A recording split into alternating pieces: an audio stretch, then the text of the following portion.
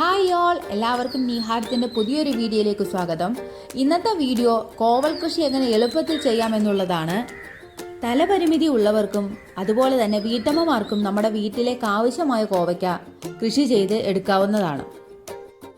കോവൽ കൃഷിയിൽ ഇരട്ടി വിളവ് ലഭിക്കാനും അതുപോലെ തന്നെ വലിപ്പമുള്ളതും രുചിയേറിയതുമായ കായ്കൾ ലഭിക്കാനുമായി ഒരു സ്പെഷ്യൽ വളം നമ്മൾ ഇന്ന് പരിചയപ്പെടുത്തുന്നുണ്ട്. ഇതുപോലെയുള്ള ടിപ്സുകൾക്കും വീഡിയോസിനുമായി പ്ലീസ് സബ്സ്ക്രൈബ്. ഇളക്കമുള്ള മണ്ണിൽ വേണം കോവൽ കൃഷി ചെയ്യാൻ. ചകിരിച്ചോറ്, ചാണകപ്പൊടി, കുമ്മായം ട്രീറ്റ് ചെയ്ത മണ്ണ്, കരിയിലപ്പൊടി, എല്ലുപൊടി, വേപ്പിൻ പിണ്ണാക്ക് ഇവ കൂടിക്കലർന്ന മിശ്രിതം വേണം നടിൽ മിശ്രിതമായി തിരഞ്ഞെടുക്കാൻ.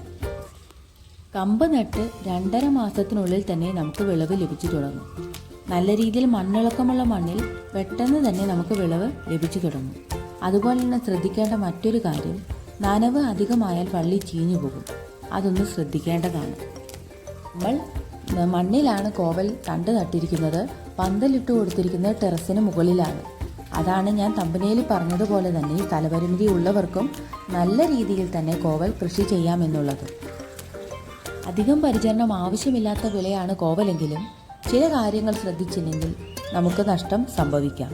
അടുക്കള മാലിന്യവും ജൈവ സ്ലറിയും നമുക്ക് ഇരട്ടി വിളവ് ലഭിക്കാൻ സഹായിക്കുന്നതാണ്. അതുപോലെ തന്നെ കോവലിനെ ബാധിക്കുന്നത് വെള്ളീച്ച പോലുള്ള കീടങ്ങളാണ്.